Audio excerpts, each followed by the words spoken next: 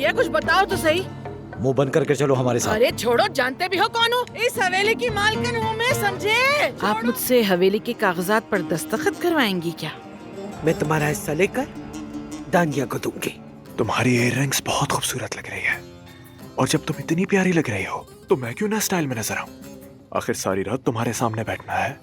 तुम जानती हो कि मुझे खुद पर बहुत यकीन था, और उस यकीन की वजह से आज हम यहाँ एक साथ हैं। कोई भी नहीं गुजरा यहाँ से।